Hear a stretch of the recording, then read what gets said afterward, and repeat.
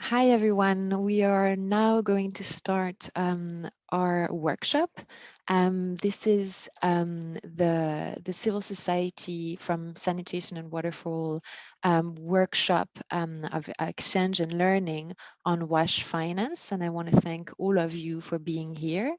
Um, Most of you know me already, but for those that don't know me, I am Eloise. I'm the Sanitation and Water for All Civil Society Advisor. And today, as I said, we are holding a learning and exchange workshop on finance advocacy to prepare for Sanitation and Water for All's virtual finance ministers meeting. We are co-organizing this workshop with ANU, and I wanted to really give a big thank you to Anjani Kapoor, my colleague, who's been helping in the preparation and leading on the preparation of this workshop. Before we start, I wanted to remind you that we have an interpretation service. So for those of you that are Francophone, you will need to go at the bottom of the screen and click on interpretation. And you will click on French. And for those of you that are Anglophones, when a Francophone is speaking, I suggest that you also click on the interpretation option and click on English so that you are able to hear the interpretation from the Francophone speakers. So I will now share my screen so you're able to see the PowerPoint.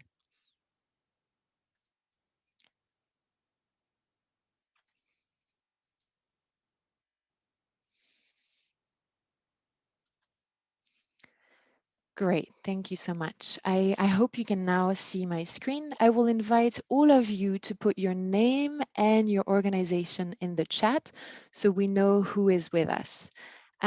So essentially the the agenda for today is that I will do a short introduction of the preparation of the finance ministers meeting and the CSO messages.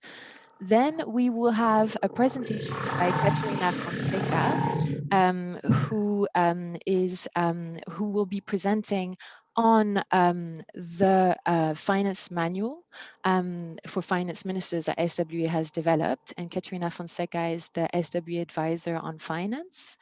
And we will welcome questions from the floor and also for your own understanding, as this is a learning exchange. And then we will enter into another section, which will be to hear from all of you, and especially a few of you, on how you are preparing for the finance minister. But more than that, how are you engaging at country level on WASH advocacy for finance? And then we will wrap up the call with a conclusion, but also a moment where you can also tell us what are your main concerns on finance and what you think should be elements that we should bring to the attention of finance ministers during the finance ministers meeting. I will now just take you through a little bit on the finance ministers meeting preparation for Africa. I know that most of you have been able to get a lot of information from us on the finance ministers meeting, but just as a reminder, it will take place on the 4th of November. It's a virtual meeting, so everyone is welcome to join. And if you want to register to join, we've shared with you the links, but we can share them again, and Anjani will be sharing it in the discussion box. Essentially, the objective of the meeting is to really push and have a discussion with finance ministers on why is WASH an interesting investment and what is the investment case for them to want to invest in WASH. And this will be done by presenting essentially case studies where the finance minister will present how they have been able to leverage further funding for the sector or lead to further efficiencies in the funding that they have available. And there will be a presentation of 4 case studies from the finance minister of Senegal, Egypt, Rwanda, and Kenya. And it will be an opportunity to hear from the finance ministers and for finance ministers to have a discussion. There will be a space for other constituencies to also engage, and this will come as a second part of the finance ministers meeting, in which a CSO representative will be asking a question to finance ministers alongside the other representatives from other constituencies, that it will be the expression of the concerns of CSOs on finance, or of ideas of CSOs of how finance ministers can leverage and target their financing further for those that are left behind. So I would really encourage you to participate, to come and register to the meeting. I think it's going to be an important moment, given that, as you know, with COVID, there is a real need for further financing for the sector, but also that this financing keeps on being targeted for those that are left behind and WASH. And we encourage you the week before the finance ministers meeting to do a buzz on finance, to use your media, to use your preparation of the finance ministers meeting, to really share your messages, engage with your country focal points, so that CSOs can have a space at national level to really bring that voice forward on the needs for investments in WASH. I will not go too much more in detail, just to remind how CSOs can engage for the finance ministers meeting. So like I said, at the international level, we will have a CSO speaker, but it's really at country level that there is a real space for CSOs to engage. And I know that some of you, especially the country focal point, the CSO country focal points, you've already reached out to your line ministries and to finance ministers to ask them to attend the meetings.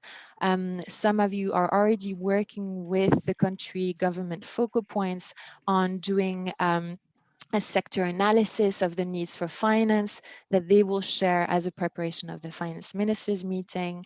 And a lot of you are working on joint CSO messaging on WASH and finance that you are either sharing already and preparing to share with the media, or directly with the sector ministers or the finance ministers. Just to let you know, we have shared with all of you global civil society messages that you can use and adapt to your own national contexts. And we really push that you do make it context specific. And essentially, they came from a joint voice from CSOs and with consultations in April. And they are putting an emphasis on 4 elements regarding WASH and finance. The first one is a request for more transparency and accessibility on information on the allocation of budgets, notably during the COVID-19 crisis and the recovery. The second main message from CSOs is a request for participation in budget planning for more and better budget allocation for those that are left behind. The third main message is to build stronger accountability mechanisms for those left behind. And the fourth key message, the global message of CSOs, is to call for investment in WASH as a priority for human development and also as a priority in the COVID response. I will then add maybe one last element, is that I've always said this to CSOs, really see the finance ministers meeting as an opportunity for leverage. It's a moment where you can be with an international community that is pushing for the question of finance and WASH to be more visible, more attractive, and put as a priority on the agendas. So use this opportunity to with all the work that you've done on advocacy for finance, use this opportunity as a leverage to share your results, to share your recommendations, and to ask for your finance ministers to really prioritize this question. So it's really a leverage opportunity to what you're already doing on WASH finance within your own advocacy strategies and activities. So I will now leave the floor to Caterina Fonseca, who I said is the SW advisor for finance, and she will take you through on what we've been able to prepare for the finance ministers meeting, which is the finance ministers manual, which provides very interesting case studies on WASH finance, but I'll let her present that section to you. Go ahead, Katrina, and I'll pass through the slides, so let me know when I pass the slides. Hi, good afternoon, probably for most of you. I see some friends online. I was chatting with some of them. Nice to see you here. There's some background noise coming from some unmuted participants, so I would just like to ask you to please mute your mics. So it's a pleasure to be here with you. Thanks for inviting me. I think some of you have already seen a couple of presentations on the handbook. Next, please.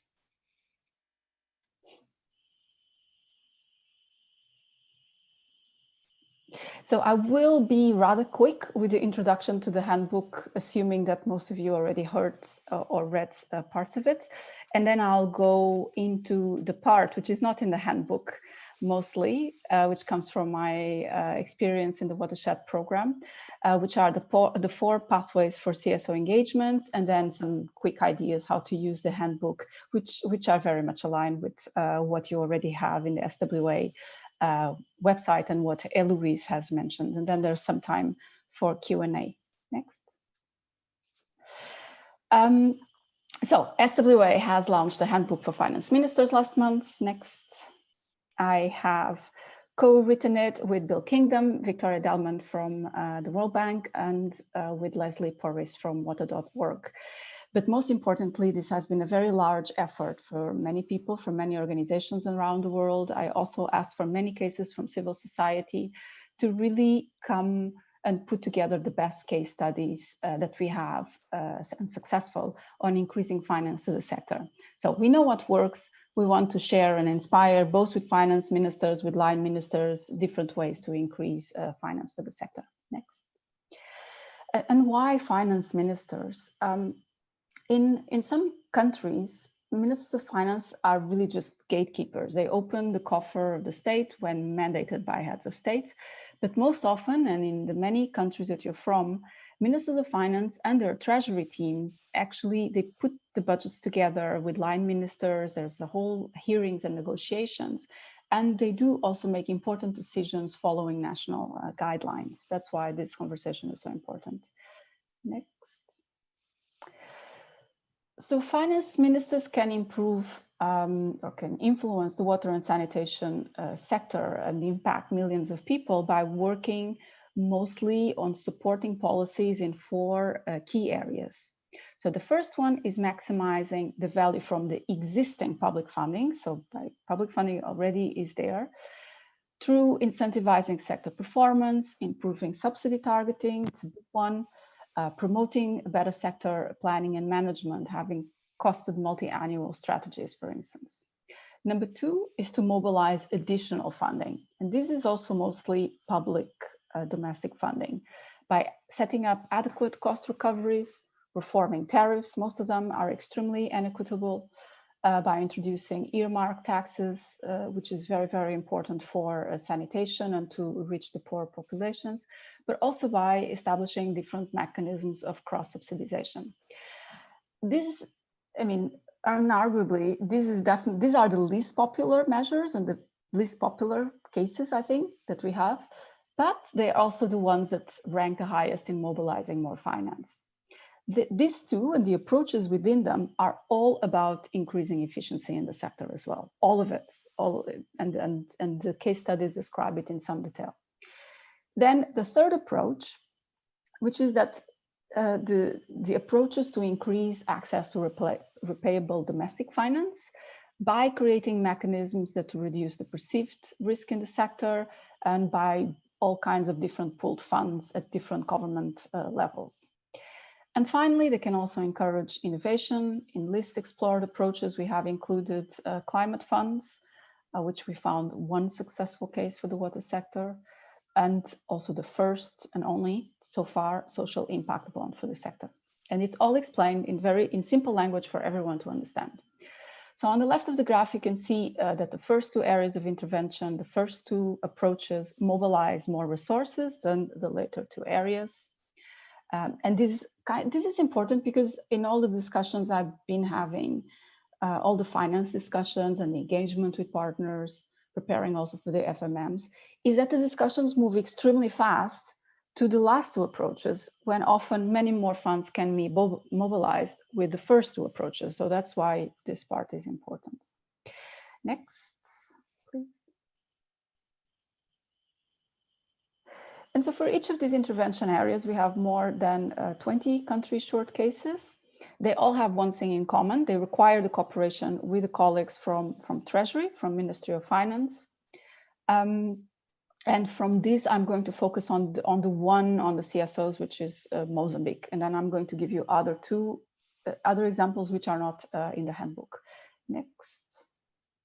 So this is the part that was in the handbook. Now, what is not in the handbook?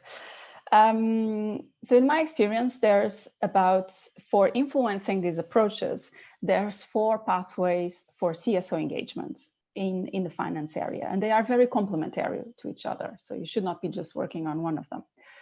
So the first one is directly with Ministry of Finance, and this is the most rare, and it happens in more extreme cases of institutional failure mainly.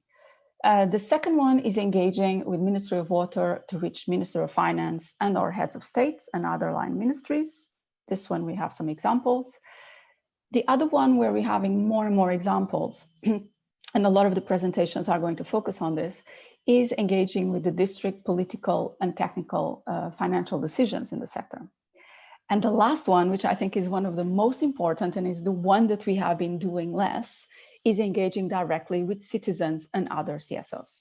I'll give some examples. Next, please. So for the first pathway, this includes a lot of coalition with NGOs and CSOs, but also a lot of coalitions with budget tracking organizations, which go well beyond the water sector. Next, the handbook shows the example for Mozambique. Next. Where the Mozambique Budget Forum has worked with Parliament directly to limit the budget cuts to the water sector in 2016, post the big financial crisis.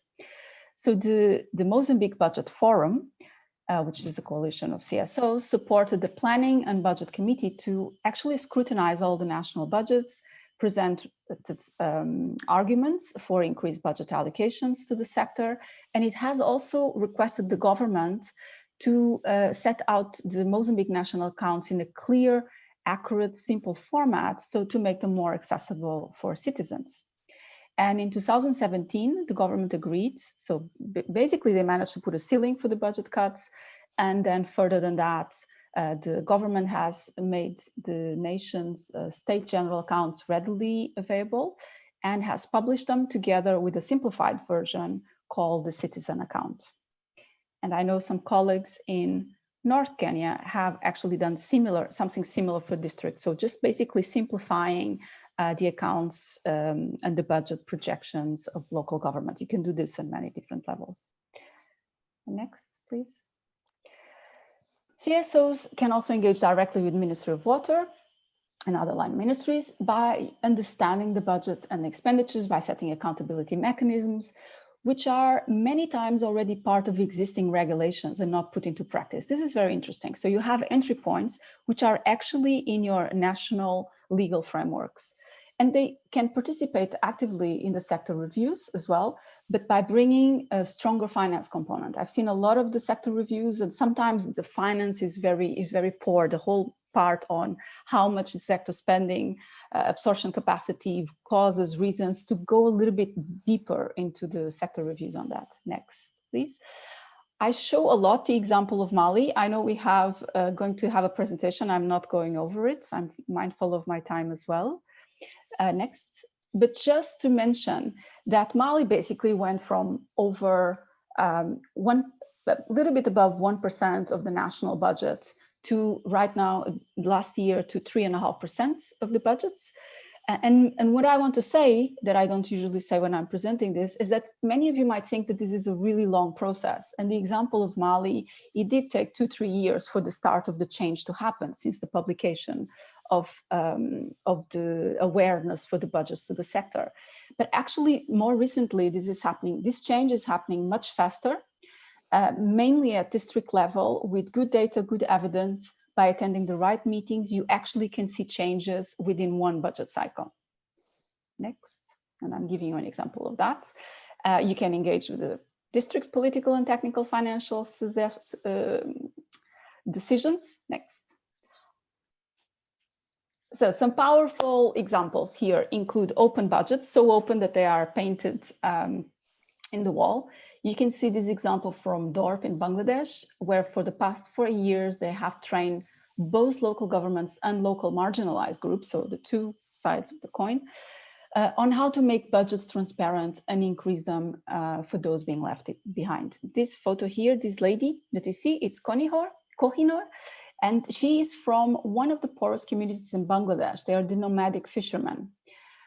She does not know how to read or write, but here she is in a local budget discussion meeting in Bola district, basically telling the issues of for her community. And she managed to be successful. Next. So after 4 years of collaboration, by the way, there's links in all of my slides have links, and you can go directly to the resource and the case studies, which explain this much better. And also there's a lot of videos about it. We have videos of Kohinoor speaking. You can see it also you can hear it from their own voice. So after 4 years of collaboration with DORP, with local governments, the budgets have increased every single fiscal year. There are other nearby districts adopting the same practices. There have been facilities built for the marginalized communities. You can see Kohinoor with her new standpipe there. And something that is really impressive are the sophisticated gender and marginalized budgeting processes, which I want to show you. Next, please. This is how it looks. I mean, this is how some of the budget tools look, with the allocations specifically divided for women and girls, elderly, persons with disability, excluded groups. It also includes both construction and maintenance costs. Again, you can find this in the links. And this is some of the most sophisticated budget processes I've seen all over the world. I mean, it's pretty impressive. And they are having these discussions and making specific budget tracking for leaving no one behind. That's why I wanted to show you this. Next. And finally, something I don't think we do enough, as I mentioned, in the water sector, which is engaging directly with citizens and other CSOs, being more accountable towards the citizens that we are supposed to represent, not only being accountable upwards towards governments. So how can you do this? I'm going to give you an example from Kenya. Next, please. So I don't have, the video is not ready. It's an amazing story. So in Kenya, CESPAD in Kajiado County has engaged a popular radio, which is bus radio, at prime time for a whole week to discuss budget participation. Here you can see the main DJ and also one of the budget, so the main DJ is Victor Juma and Abigail Tawasa, who became a budget champion for her community after hearing the radio program. This was done just in September, so as a way to cope with COVID-19 restrictions. And the video story is almost ready, but also the budget manual is in the link. And I know that in Uganda and Fort Portal, EWASA is now using this methodology to also still influence the budget process for next year. Next, please. So where to start? I don't have time to go into all of, I put for some of the approaches in the handbook, some of the quick questions. And you can collect evidence, you can collaborate with others, you can bring these issues to the sector platforms. I have listed some questions here for colleagues of the Ministry of Finance and other line ministers, but I have also seen the list that was shared on the SWA website, and they're really good, and this is all compatible. So I just wanted to divide it among the 4 approaches. Next slide, last one. So to close, I would really like to say that a lot of the stories I'm just told you here are in this 11-minute video from the Watershed team. It's from 6 countries. It's very inspiring. It's very nice very beautiful to watch. And you have also a resource page where you can select per topic, finance or IWRM or data, and you can select the country as well, so you can find resources more adapted to your context. So next, and I think I'm finished. So thank you. If you need more information, please contact Mrs. Kapoor from SWA and Eloise. Thank you. Great. Thank you so much, Katerina. I think this is extremely useful. I think we now have 15 minutes to, I'm sure most of you have questions or comments. And so this is like I said, it's a learning exchange. So I will now ask those that want to speak if you can take the floor and or precise in the chat that you would like to speak so I can come back to you.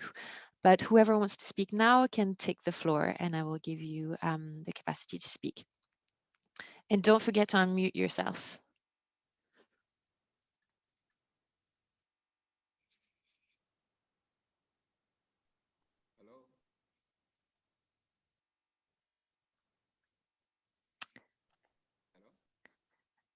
I'm expecting more people to come in to speak. Is there in the discussion box, is there anyone who would like to speak? Please, yes, go ahead.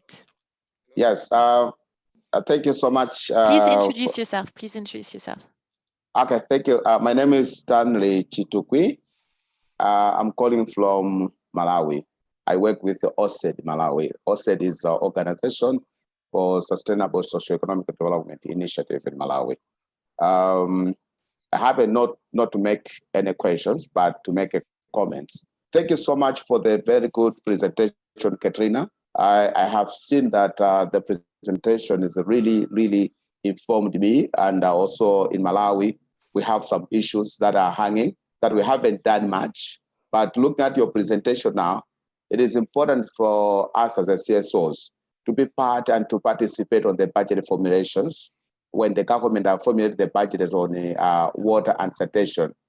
Sometimes we are not being able to participate. Sometimes we participate not the way how we want to participate.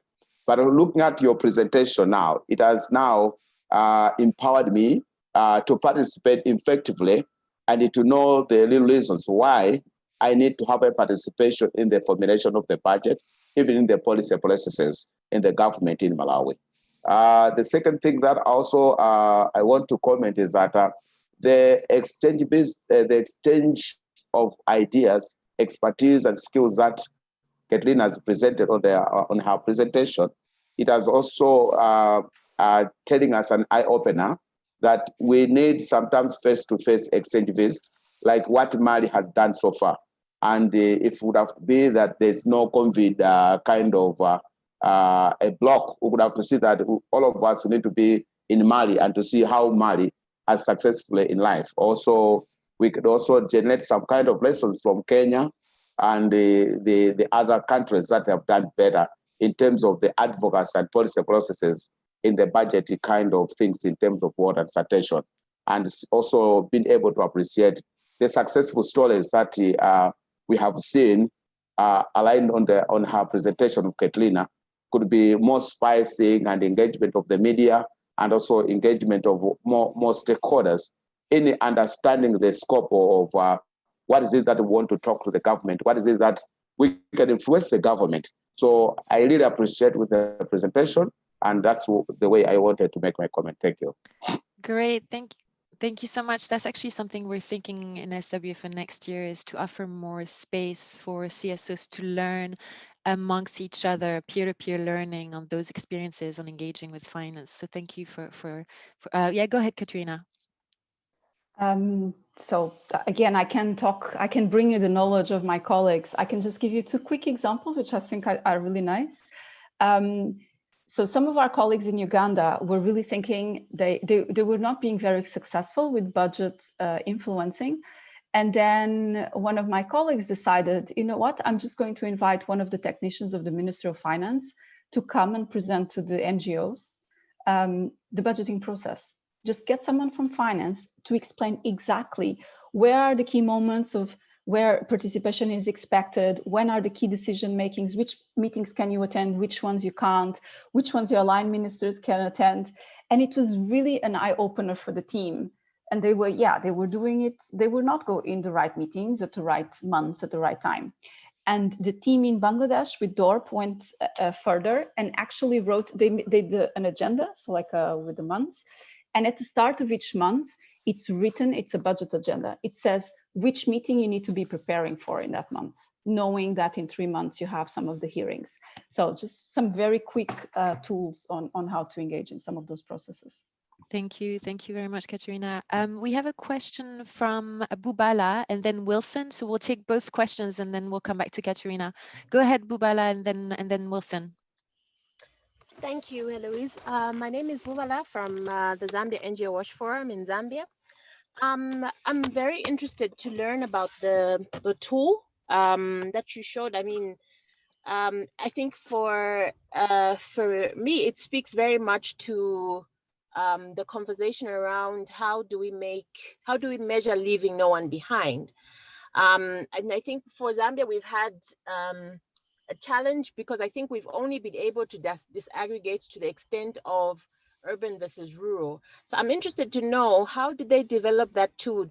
Is it used at district level or at national level? But like you said, it's very, very, very inspiring and very, I'm interested to learn how they did it and at what level they're using it, because maybe it's something that we could learn from. Thank you. Thank you. Indeed, it's very challenging. So what I've seen, they use it at district level. That was the level they managed. The interesting thing is that they started in the Bola district, and now it's the 4th year that they have increases in the local budgets because of this whole process. And I don't think it's just water. This has influenced other sectors as well, that the other districts are copying the same methodology. So no one had to go and train CSOs and train government. No, they just, it becomes kind of, oh, this district can get more money. How are they doing this? And now they're also being much more participatory. I have to say, I was very surprised that they managed to go as far as not just gender disaggregation, but also the elderly, also the people with disabilities. And they did this really by starting, look, I see a lot of organizations saying, no, we work in the poorest areas, so we are addressing equity and leaving no one behind issues. But the truth is, in these situations, the low-hanging fruit, so the populations which are easy to target in that overall poor area get services first. So I think it's really important to start from identifying who exactly is being left behind and where they are. Is it a geographic situation? Is it a tribal racism situation? Is it the disability, so a physical impairness to access services? What is the reason of the exclusion? And then start tracking that. If you start just from rural or urban and wealth quintiles, you're going to miss a lot of the very specific population that needs to be targeted. One advice that I have, even for the national level, distinguishing between the funds that go for the rural and versus the funds that go for the urban sector, is to try to start looking at the inequalities in both the subsidies and the tariffs allocation. I think that's where we can go in terms of tracking and influencing that is related with finance. Most of the subsidies, I think it was a World Bank study. It's also referred in the handbook. It only reaches 6% of subsidies are actually reaching the population that they're meant to reach.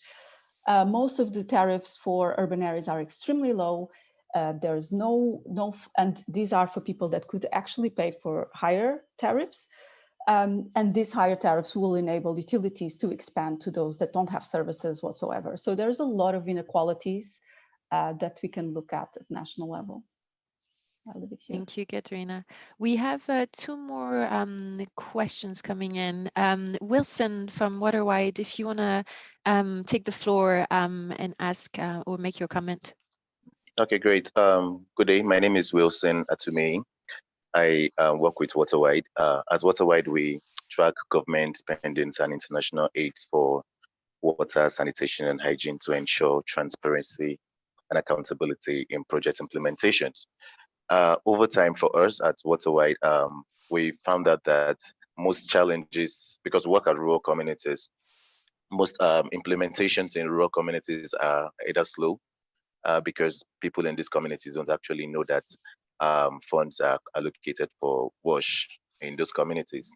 Then we did a quick study to understand the dynamics between urban centers and rural centers.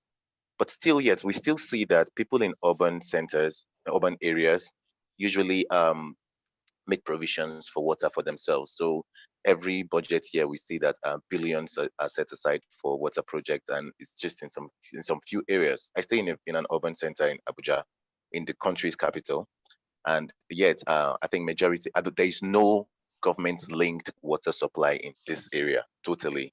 So everybody's drilling his own borehole to provide water for themselves. So for us working at rural communities, we usually go to those communities to find out if projects have started. If they don't, we do a preliminary visit. We call for a town hall meeting. We start our online and both online and offline advocacy, targeting key stakeholders. This manual that listening to this manual, I know we can really work with very key components on this, and I'm very excited to be here, and I believe WaterWide would really gain from this, being a member of SWA itself. Thank you. Thanks, Wilson, and share the manual with us. This is a learning and exchange space, and I think picking up on what Stanley was saying, we're going to be trying to do more and more peer-to-peer learning between CSOs. Actually, All right, talking about CSO capacity, there's just one comment from Ellen. Ellen, do you wanna say your comments? It's about kind of building the capacity of CSOs to engage in WASH. Do you want to add to what you've put in the chat?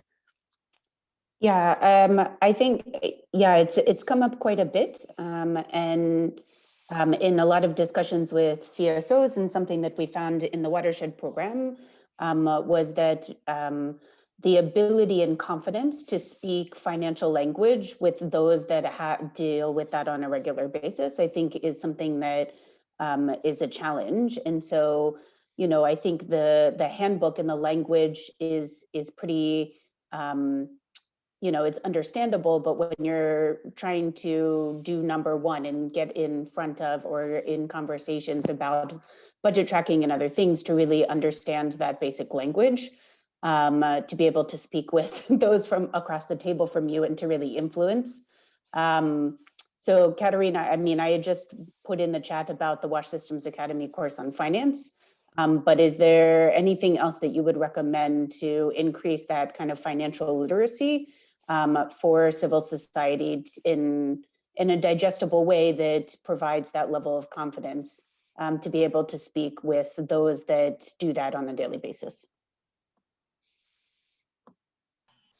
Yes, I mean, I think, again, from Watershed's experience, I think there's actually a very interesting way to do this faster and effectively.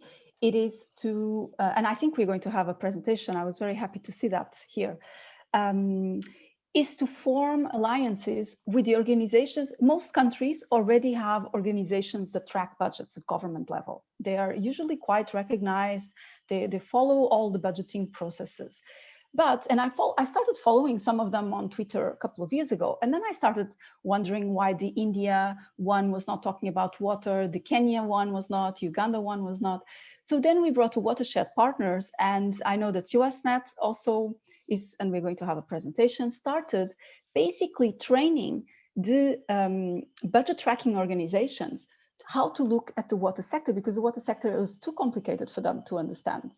And we did that with India, with CBGA, the Center for Budget Accountability and Governance. And we will have also the example from Uganda. So that allows for the water sector to get very quickly into the finance language, and for the budget tracking organizations to get quicker into the challenges of the water sector. The specialized course in the WASH Systems Academy, it's predicted to be done end of this year, but the short version that you can do in a day, I'm putting the link in the chat. It's you have to go to washacademy.org. It's a free online resource. You go to the building block course and you select finance. So that's a 1 day on the basic concepts of finance that will make you feel comfortable talking about finance in the sector. Hope that Great. answered. Thank you both, and thank you everyone. So we're gonna wrap up this first section, and a big thank you to Katerina. We will share with all of you the PowerPoint, and like I said, we're gonna try in the future to allow for more peer-to-peer learning. So if you already have elements to share with us of some of the budget tracking tools that you're using at the country at your country level, let us know, because we can then gather them and share them back with others as a way to share and exchange. We're now going to enter the second section, which is really to hear more from you, because you have a lot of expertise as well at country level in engaging on WASH finance, but further than that, in also preparing and engaging with the finance ministers for the finance ministers meeting. So I will now leave the floor to Serene from ANU, who will facilitate this second section. Thank you very much, Eloise, and thank you very much, Katarina, for the really excellent piece of work on the handbook. Welcome to all of you. Good afternoon, good morning, or good evening. And as Eloise mentioned, of course, this is really in terms of creating an opportunity for peer-to-peer learning. So some of these key learnings and messages will be compiled as a blog, as what Eloise mentioned, and there's a possibility that we would also be having a policy brief after the meeting. So this more information will come on that piece of work. So for today, we have short interventions from Bubala that is going to give us some of the highlights of budget advocacy. Ata from New Sun that will talk to us about budget tracking and the work that they have been doing. Unia from UASNet in terms of engaging with parliamentarians, and Dabalaba from Mali, who will be talking to us about how civil society is mobilizing for the FMM meetings. So they will present specific recommendations, but also entry points, showing us some of the entry points for finance advocacy. I would kindly ask our presenters to please keep it within 3 minutes, and so that we have enough time to open the floor for discussion.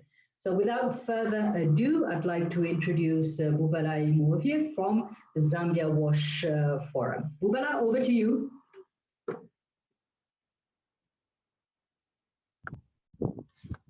Hi everyone, can you hear me? Yes, Bubala, we can hear you loud and clear. All right, fantastic. Okay, so for the Zambia NGO WASH Forum, this year we've really been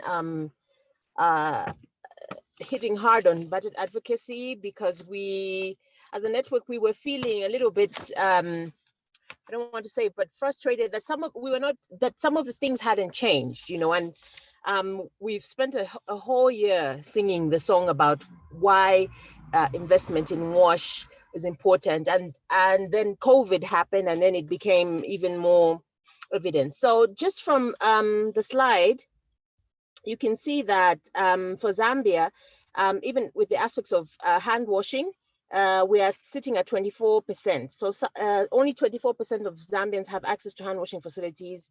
Our numbers in terms of water, around 72.3% have access to improved sources of water, and only 54.4% have access to improved sanitation. So we engaged in specifically on public resources, because Zambia has a huge debt burden. Our government embarked on some large infrastructure projects, and in the process, they have accrued a huge amount of debt, which is now sitting at something like 80% of GDP. And we felt that this called for greater accountability in terms of how resources go to the WASH sector. Also, the financing the sector in terms of disbursements, we get very good disbursements. We are meeting the threshold in terms of equity, but in terms of disbursements, it has been historically below 40%. You can go to the next slide.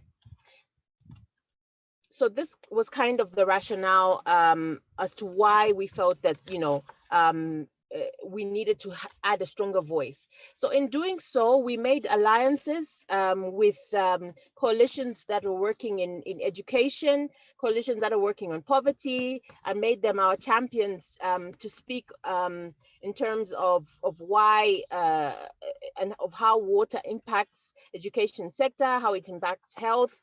And so we began our strengthening our alliances in those aspects. We also, post-COVID, we wrote to the Ministry of Water and also to the Ministry of Finance to ask for mitigation measures to cushion the commercial utilities, because a number of them were facing revenue losses. As much as 50% of their revenue was down. Also, we engaged again with the Ministry of Finance in terms of making budget submissions for the 2021 budget. And we made some proposals of how we thought they could generate revenue that could be used to invest in WASH activities. We held on a weekly basis, we have media engagement on local radio just to raise the visibility of WASH. Additionally, we engage with parliamentarians who come from cholera hotspots. As you know, Zambia is a hotspot for cholera. And also we engage with members of parliament from the budget committee, and with the view to influence parliamentary debate and make them our champions, and as well as giving them evidence which could influence parliamentary debates. We also used social media platforms, as well as post the budget, we made a press statement, again, on our view regarding the budget. But most importantly, we made the Ministry of Water our ally in the sense that we invited them to one of our meetings to share what their challenges were, because sometimes they cannot speak on their behalf, and we were, quote unquote, the voice on behalf of our line ministry to speak in terms of what they wanted to see in terms of investment going forward, particularly for next year's budget. Next slide. Bubala, I'll have to cut you short. You have to cut me. Please, I'm sorry. Anyway, 3 minutes is a lot to say for about 9 months worth of work, but we would be happy to share some of the pieces of work that we have been doing. And upcoming, we've been invited to make a presentation on the special report of the Auditor General on the state of the commercial utilities in Zambia, and we'll be able to share as the year progresses. Thank you. Thank you very much, Bubala, for that. I'd like now to call Atta Benson from New Sun and also chair of ANEW to give us some of the highlights of the budget tracking and the capacity building efforts that were done by New Sun. Also some amazing work that was done there. Please do go ahead, Atta. Thank you very much, Sarin. Good morning, everybody. I'm happy to be here. Talking about budget tracking, in Nigeria, particularly in the government sector, if you talk about budget, everybody becomes jittery. It's as though something terrible is going to be done to them. Nobody wants to hear you talk about budget. Even the same thing applies to some development and partners. So because of this, one of our, after we had our budget tracking training and for some of our state members, and we shared some of our media publication links. One of a stakeholder in development, who is also working in the development sector, made this quote, which I'm going to read. Honestly, if New Sun can venture into public expenditure tracking in WASH sector, most governors will be left without option than to release budget allocation for WASH. Commissioners will be left without option than to think twice before diverting public WASH release allocation. Development partners will be willing to work with government established structure without fear of diversion. There are a lot of attendant benefits if CSOs are tracking public expenditure and publish it in national and international newspapers. This will also include local newspapers of concerned states. This is a quote from a development partner when he read one of our media links. Just as I said, we've been making efforts to see how we can work with the various partners in the country to improve budgetary provision and release. Sometimes it's not just making budgetary provision, but releasing the budget. Like some of the issues I'm going to share with you. I'm going to share with you now. Because of the difficulty in getting financial investment in the WASH sector and also getting partners at both national and state level to release, we have to devise different means. We've had engagement with the Ministry of National Planning. We had engagement with Ministry of Finance. We had to devise other means of how to engage with the Accountant General Office. We've had engagement with the National Assembly, the Parliament, both lower house and the upper house. We are going a step further to see how we can engage with the Office of the Auditor General of the Federation to ensure that we have these issues around the budget addressed. And unfortunately, a whole lot of resources is spent on WASH in the country. Recently, there's a publication that was made by the ministry. A survey was carried out, which shows that 33.5 trillion naira, which is about 11.6 billion, was spent in the WASH sector. And out of that, you'll be surprised to know that about over 90% of that money came from private households, while less than 10% came from government and development partners. So you now start to wonder what happens to the various releases meant for WASH since over how many years now. So this is really a cause for concern. And that was why NUSAN had to go a step further to see how we get our members trained in budget tracking, which they've carried out a survey, and the result is being finalized now. So the issue of budget tracking in Nigeria has been a major concern for NUSAN, and this we are finding a way, always trying to find a way around it. In 2018, when we were doing a policy brief, we wrote to the Minister of Water Resources to get us information on the budget of the Ministry of Water Resources, which is the coordinator of the WASH sector. The ministry approved this and was assigned to a department. The department assigned one of its officers in the finance sector to work with us and give us the necessary information. This officer disappeared. We never saw this officer until we had to get our information through other sources. So you could see that budget tracking in Nigeria has been a huge concern to us, and that's why we have to look for ways and means of working around it. And I'm happy that we are really getting results.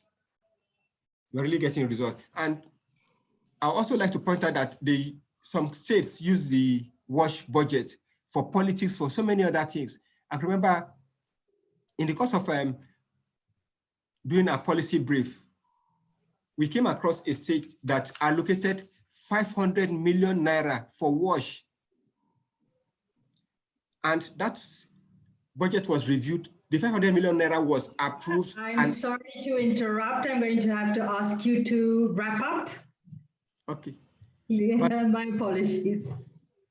And that money was approved. Then nobody could trace or know what the money was meant for. So you can see that issue of budget tracking is of huge concern to us. And we use Nigeria as a case study, and the same thing applies to other African countries, which also is of a major concern to us. And we have to do everything. So budget tracking will help bring transparency into the sector and ensure that the various the expenditure really goes down to the citizen, to where it is meant for. It will also have to improve quality of projects, both at schools and hospitals, because you go to some schools and projects will be allocated to contractors, and these contracts will be abandoned or left undone. So we really need this budget tracking to ensure that we improve service provision in the sector and we improve accountability and transparency in the sector. Thank you very much. Thank you very much, Atta, for that excellent presentation. I'm sure you can share it with the forum later on, and you can always reach out to ATA for more information. I'd like now to introduce Yunya Musansi, Executive Director of UWASNet and Treasurer of ANU, who will talk to us about engaging parliamentarians in finance issues. Over to you, Yunya.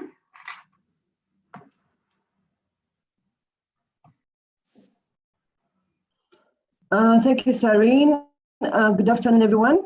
As I've been introduced, I'm Yunya Musansi, the ED of UWASNet. My presentation is really going to focus on where we are now regards engaging Parliament in fostering the advocacy of prioritizing financing to the WASH sector. Our story is not different from many other countries that have presented. And for us, yes, for many years, just like it will be depicted in my next slide, but let's focus on this first slide. The WASH sector has been marginalized, but we thought with the onset of COVID-19 and the call for hand washing as one of the key strategies to combat it, mainly by our president, his name you see there, President, His Excellency Yoweri Kaguta. You see him demonstrating how to wash hands. We thought that this is the right time to capitalize on the importance of hand washing to curb on COVID-19 and also other wash-related diseases. So where we are now, that's the table above the picture, is the rate of infections is really escalating, where we're at 50% 50 infections in March, and right now it's more than 10,000 people who are infected. Let's move on. Next slide, please. So like I mentioned, currently there's been a hike in hand washing, and this is mainly because of the promotion which is done by different political leaders. So our key message as UWASNet was to focus on sensitizing the key policymakers that much as you're promoting hand washing, but we still have more than 20 million Ugandans who don't have access to safe water. And around 22% still practice open defecation, and 40% only practice hand washing. So the key hindrance to this, the message that we are portraying, was that the key hindrance is because of the inadequate budget allocation to our sector, where you see that first graph indicating an average of 3% of the national budget that is allocated to the water and sanitation sector. And where we are now, based on an assessment which was done for the sector investment plan, which is estimating the requirement of financing that's required to meet the SDGs, we need 9 times the current budget allocation to the sector. So this is a message that we've been trying to advocate to different stakeholders over the years. So this year, we capitalized on the COVID and relation to clean water by focusing. One of the key stakeholders that we focused on was our engagement with parliamentarians. Though we've been having ongoing engagements, but this year, we really made sure that we help them to understand the correlation between COVID-19 and the need for accessing clean water. So we came up with different policy briefs that had key messages that were well packaged for them, and we engaged them through different strategies like the breakfast meeting. We engaged them in our webinars that we had. They were all focusing on the same theme of financing, advocating for financing to the sector. The key highlight was the last engagement that we had in partnership with the Uganda Parliamentary Forum, which is the committee that is fostering WASH within Parliament. It was an e-conference, and this forum is chaired by the Speaker of Parliament, Honorable Kadaga, whom you see there in the top picture. And the key highlight from this meeting was her commitment and the commitment of all the parliamentarians who attended to make sure that they join us in advocating for more financing coming to the sector. And more so where we are now in Uganda, our political environment. We expect our presidential and members of parliament elections in February 2021. So currently we are working with the UPF forum in parliament to start advocating for the prioritization of WASH within the manifestos for the different parties, political parties, but also individual members of parliament. And right now we're developing messages on social media and also using television and radio stations to foster this message. Our key learning from all this, as we engage the members of parliament, we've realized that they're always willing and eager to get this information because it also helps them, they get mileage within their constituencies if they address the right things that affect the communities. So the statistics that we give them, which are well packaged, is quite key learning for everyone that it helps to bridge the gap. Then the other thing is, sorry, we're going to have to wrap up. Okay, no, I delivered the key messages. Thank you very much, Yunia, for your presentation. I'd like now to invite Timothy Kpe to talk to us about his experiences in Liberia, but also how civil society organizations are engaging around FMM. Timothy, over to you. All right, so thanks for the presentation. Again, I'm Timothy from Liberia, SWA Civil Society Focal Point. And we can go to the next. Timothy, I'm not sure we can hear you clearly. I'm not sure if it's the case for everyone. Could you get closer to your mic, maybe? Hello? Yes, go on, Timothy. Okay, so I was saying that in Liberia, we actually been engaging the national government, and when we started our engagement, we started with the WASH Commission, knowing the fact that there's a newly established institutions that came out of the SWA arrangement way back in 2011 and 2012. So during our engagement up to present, those taking offices were new government officials. So those who were aware of the SWA arrangement, that government was the new government was taking over for the old one. So we needed to provide more information. So in February 2019, we started more awareness about SWA arrangement. We reviewed the past commitments and then developed the new ones. And there were key media engagement initiatives that were held. And we also, in the process of doing that, we have the issue of the COVID-19. And that was that gave us another opportunity to really increase our advocacy about demanding WASH budgeting, WASH prioritization. We also carry on lobby meetings, engaging those members at the WASH Commission and other government ministry agencies that has to WASH, providing key information about the importance of WASH. Then the next step was to engage the parliamentarians. So the establishment of the commission started with our engagement with parliamentarians that brought about the commission.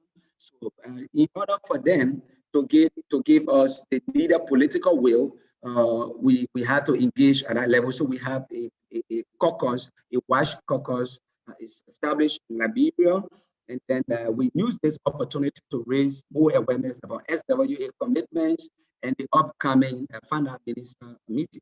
And on the overall, we have been able to review and develop the new commitments for Liberia SWA commitments, and we submitted that. We are then able to increase awareness about the SWA commitments and the finance minister meeting, ensuring that government is prepared to take on the commitments, the presentation at the SWA meeting. So some of the challenges we actually face for now is the new administration, as I mentioned earlier, where we have new government taking over, and then also the outbreak of COVID-19. We presently in the election periods. By December, there will be the senatorial election. So most of the government agencies are actually engaged into campaign activities, but then we also turn the challenge to an opportunity to run a WASH election campaign. Next steps, we are at the end of completing a control brief, which is ongoing, and that is linked with the WASH election campaign. The preparation of our finance minister is ongoing, and then other opportunities that we can tap on is the level of strong political will demonstrated by the WASH caucus. We now have WASH identified in the national budget, so we are advocating for increased budget allocation. We have presently our WASH champion, which is the WASH caucus chair, was appointed as member of the ECWA Parliament.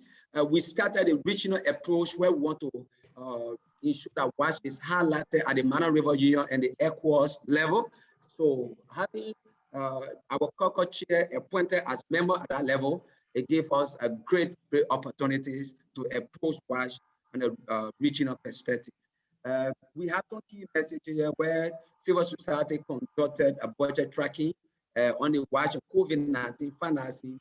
And as you can see right here, 96% of funding to WASH in this country is coming from international partners. Our government is not doing very well to support WASH. I will have to cut you short. So just to summarize, you can go to the next.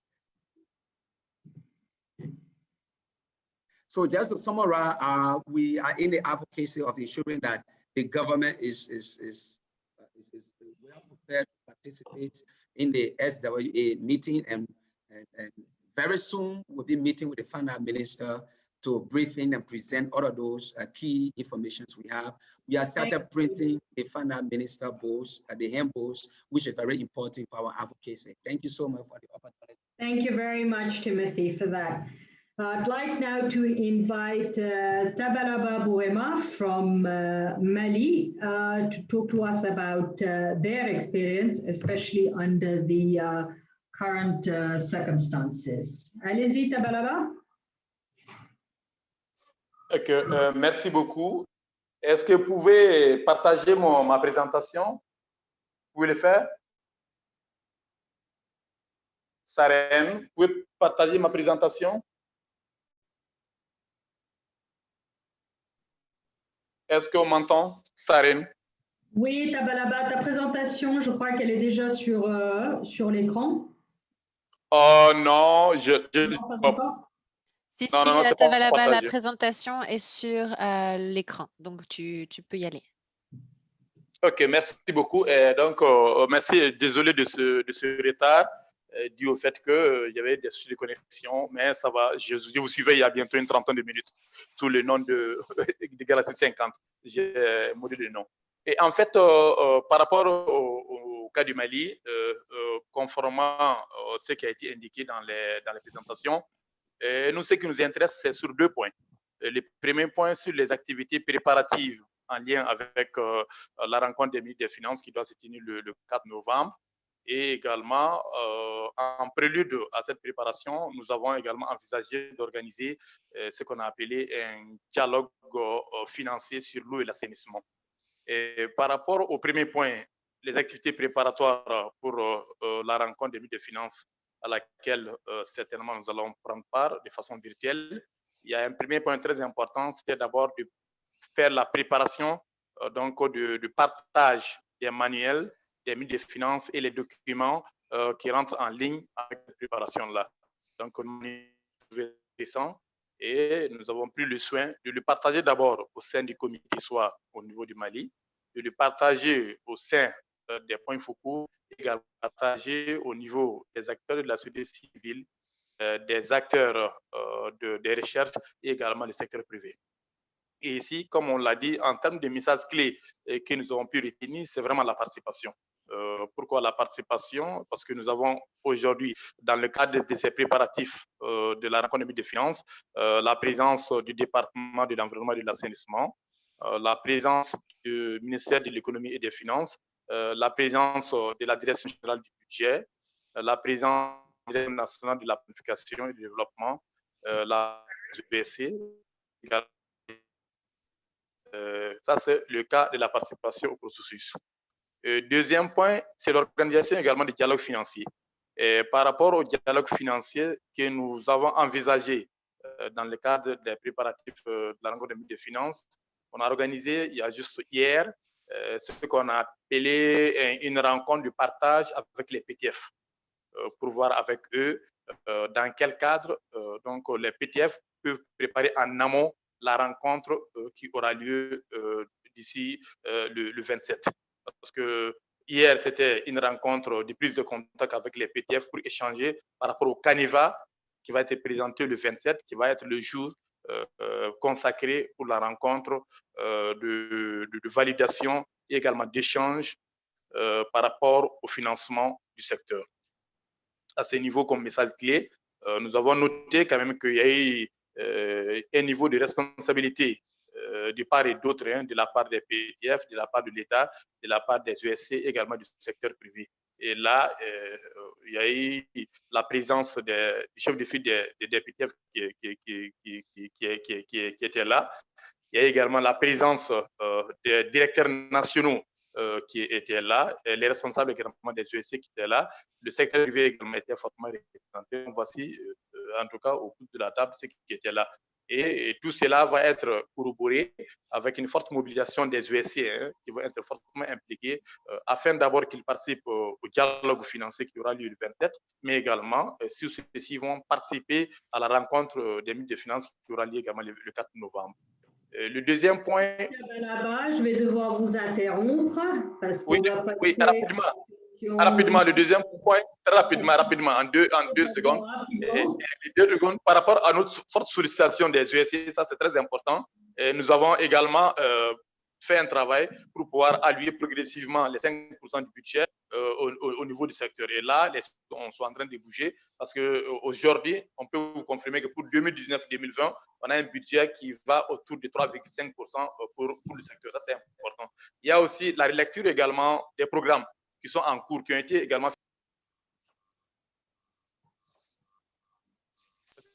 Et en fin de compte, le dernier point, c'est d'amener les PTF à financer l'ensemble des politiques et programmes qui sont en cours d'exécution.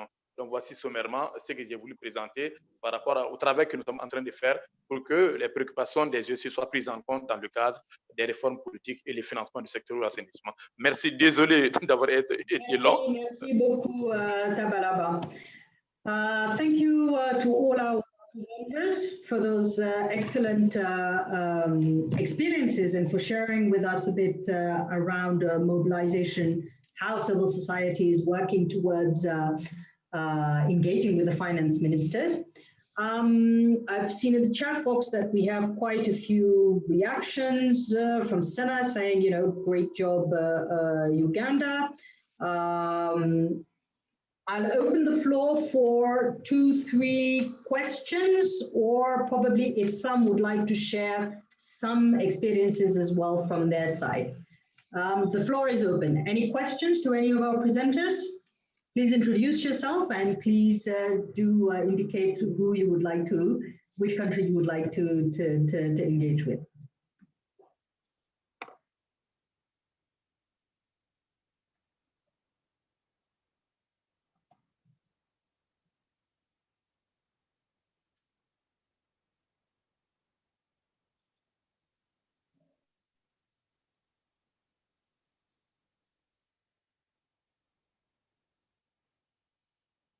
No one?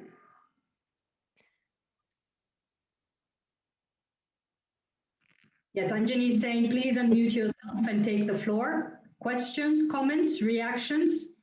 Yeah, this is Ellen. Sorry. Yeah, I didn't raise my hand, so if someone else raised their hand, hold on. I had a question related to interaction, or a comment, I guess, or I'm not sure what it is, but related to interaction with parliamentarians. I think if I understand, and I know it varies in every country, but by the time that the budget comes to Parliament, it's for kind of a stamp of approval, and all of the decisions and things have already been made. So is there a way to use parliamentarians in a different way, and those that are engaged more in the budget process? Because not all, and I don't, again, it varies from country to country, but usually there are committees and other things that are engaged, parliamentary committees that are engaged with ministries of finance throughout the budget process. So using them to hold the Ministry of Finance accountable around like things like equity or equality and leaving no one behind, or prioritization of different issues. So is there a way to engage parliamentarians differently than just verbal commitments, particularly around their support, and prioritization for WASH? I mean, I guess my question is about power, and how much power do parliamentarians really hold when it comes to budgetary processes? That's my question. Thanks. Thank you, Ellen. I'll ask Yunia to provide some insights in that, and the other presenters or anybody else in the forum can go ahead and chip in as well. Yunia, would you like to address that? Yeah, thank you. Thank you, Sarah, for the question. Or is it someone else? Okay. My response to that is that I think parliamentarians do have some level of influence on the approval of budgets, in spite of the decisions having been made. But if you equip them with the right information, what are the key things they should look out for before they approve any budget?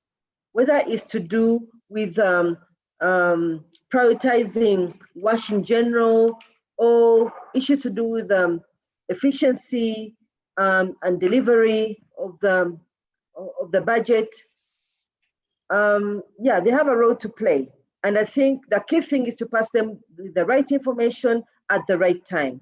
And also the key learning from Uganda is to have a specific group that you equip well with this information, who can now be your champions in Parliament, but also to engage the chairman of the budget committee within Parliament.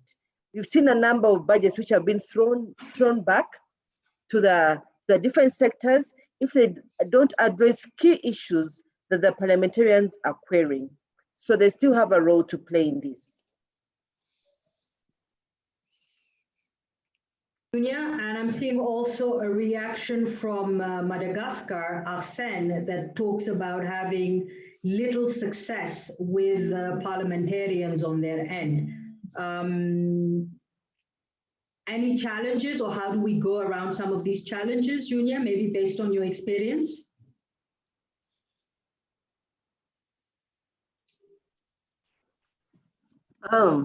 Any challenges? Well, I think the first one, for instance, which is at our doorstep right now, is the fact that, you may get to a certain level of equipping and having good advocates in Parliament, but then their term ends. That's where we are now.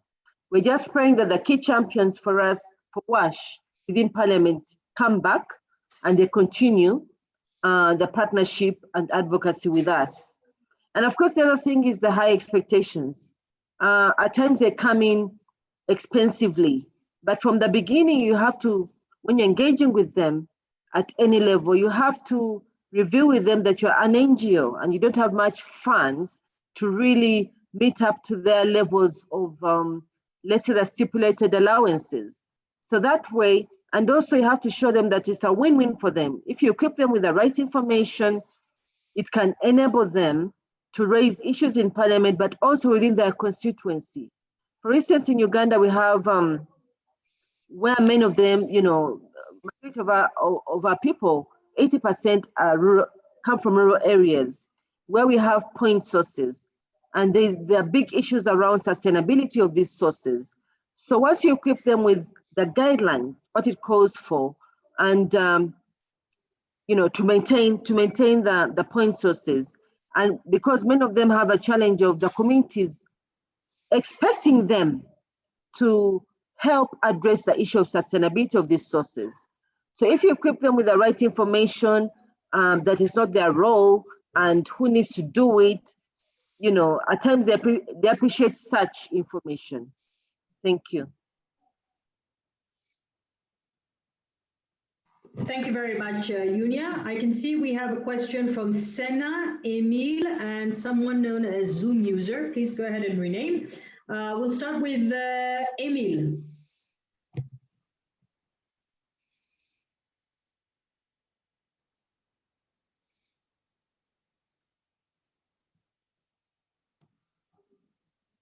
Emile, allez-y si vous avez une question.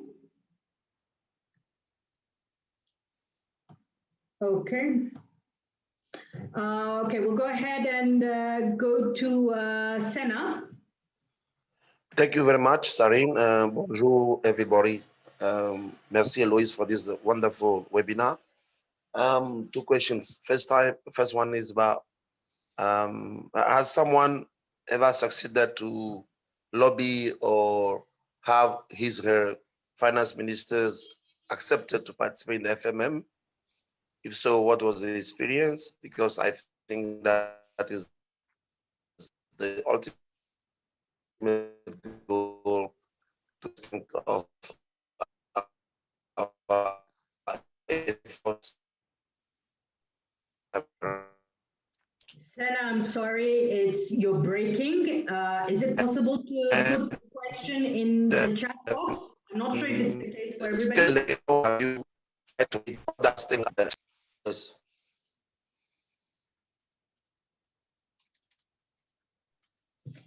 Did anybody else get that question, or was it breaking all around? I think, I'm not sure if I completely got it, but I think he's saying, can someone share an experience of an effective kind of engagement with finance ministers for the finance ministers preparation? But I'm not sure I completely heard everything. Maybe we could ask Tabalaba to provide some.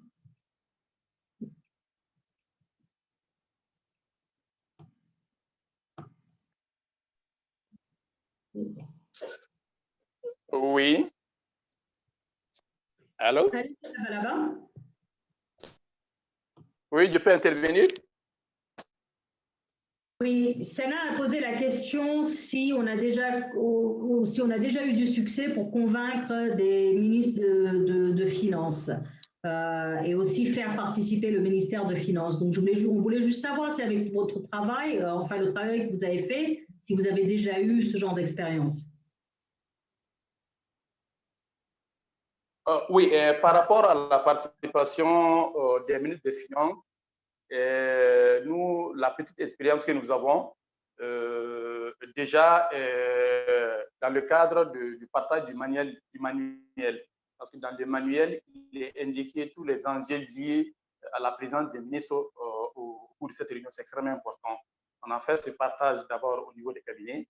On a eu également un échange avec les PTF. Les PTF eux-mêmes, en fonction de leur rapprochement avec les ministères, ont eu à faire des contacts à travers le chef de file, il y a eu des contacts avec les départements.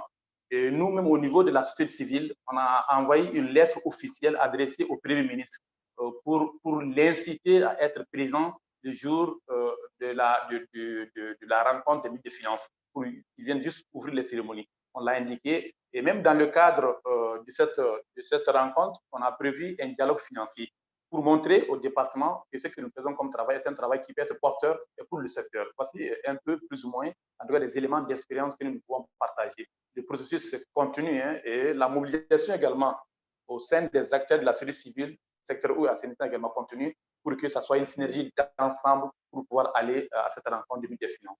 Il y a la présence du Premier ministre ou bien des ministres des Finances pour pouvoir donner une impulsion politique à cette dynamique-là. C'est ce que je peux dire comme expérience du Merci beaucoup, Tabalaba.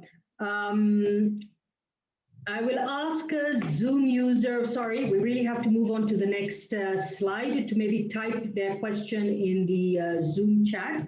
And I would really like to move towards what would your question be if you had the FMM or a finance minister sitting in front of you?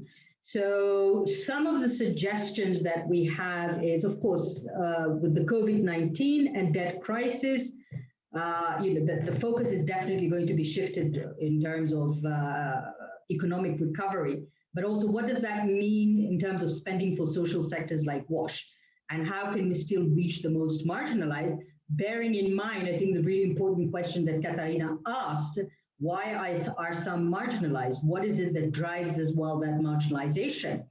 And another suggestion would be, how do we create a case for targeted subsidies with the finance ministers? But these are just 1-2 suggestions. Would like to open the floor and hear, what question would you ask, or, if the opportunity presents itself. The floor is open. Just maybe to add, Serene, that the opportunity will present itself because, like I said, so Unia. Correcting that. Yeah. No, sorry. So no, I'm just reminding, because pretty much your inputs now, we will pick it and translate it and send it to Unia, who will be the CSO speaker at the FMM and the finance ministers meeting, and she will be sharing some of those questions. So it's really interesting and important that we hear from you now.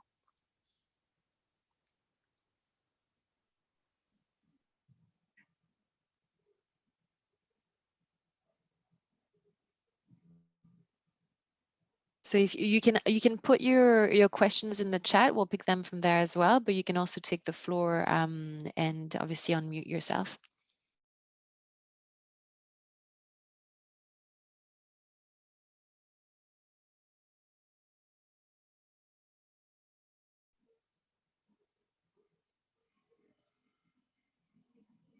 Any reactions from anyone? Or maybe for those that have already engaged with finance ministers or sector ministers, what was the question that you asked? Okay, so we have Arsene asking how are they, going to finance the needs of the most vulnerable, and do they know, how much it would actually cost? So that's an important question, yes.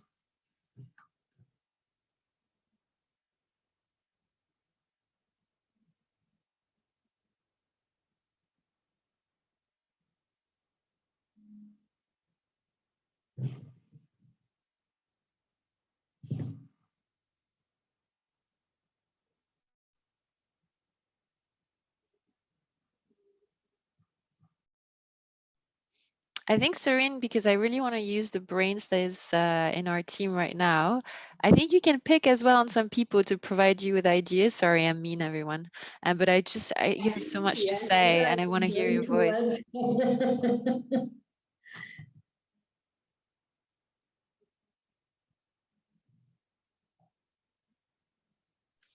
Atta, if we could ask you, I know you've engaged quite a bit, especially with the budget tracking work that you've done, but what were some of the pertinent questions or the questions that were asked to the governors and subsequently to the ministers? Yeah, thank you, Sari. Can I go ahead? Go ahead. Yeah, thank you very much. I think one of the basic questions which the finance ministers should be asked is how would they consciously ensure sustained and regular increment of WASH budgetary provision, not minding whatever decision might be, particularly now that they are aware of the very important position WASH occupies in development of every country. So how would they consciously ensure that constant increment of budgetary provision is sustained? because that is the most important thing you get to get from the finance minister. Otherwise, if this is not if they are not committed and not committed to doing this, and things are not put in place, there is no legal framework to ensure that this is regularly done, it might not really stand the test of time. Thank you. Thank you very much, Atta. I'll ask Ketty. Ketty, any ideas or suggestions in terms of what are some of the questions that we could ask or present?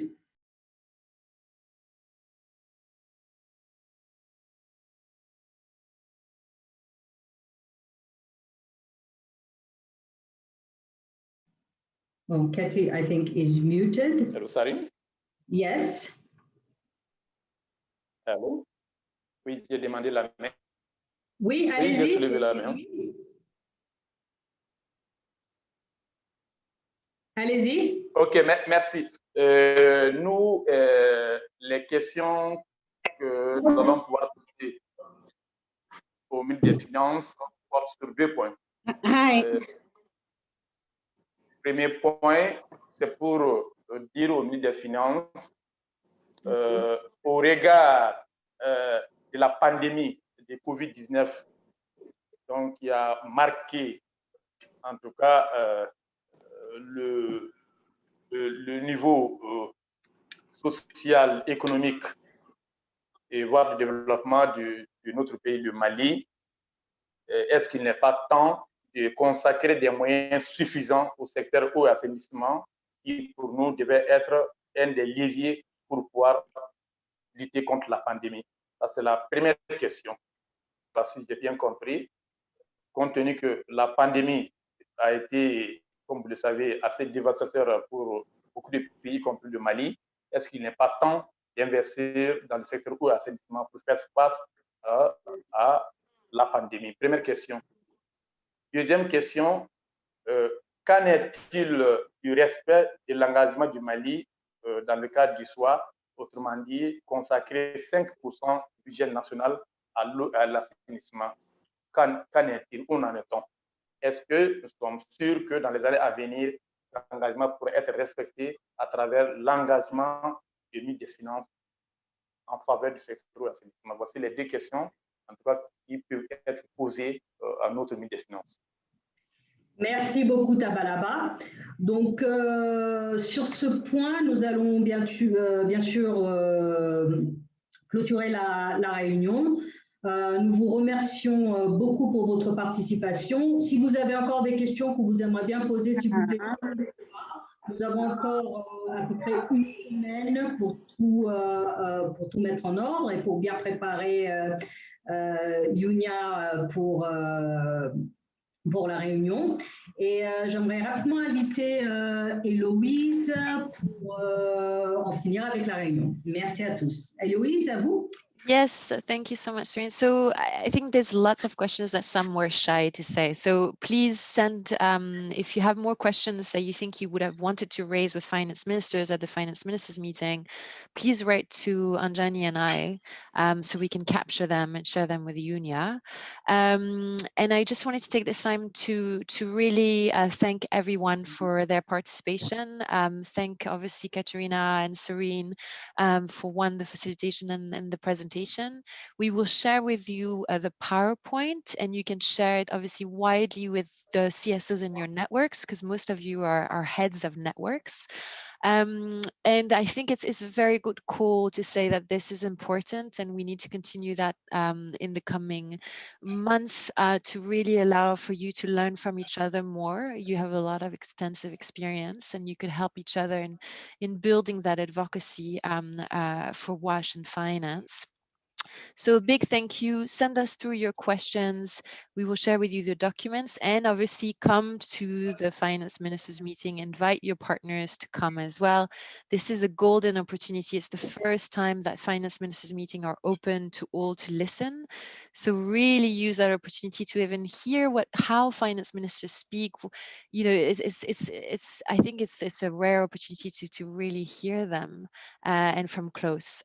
So really come to the meeting meeting, like we explained, is on the 4th of November. I will share again the registration links with you in our email with a PowerPoint. Thank you, everyone, and continue your hard work for the Finance Minister's preparations, and we'll be continuing the work with you. Bye, everyone. Bye, everyone. Thank you so much. Bye, everyone. Thanks for the opportunity.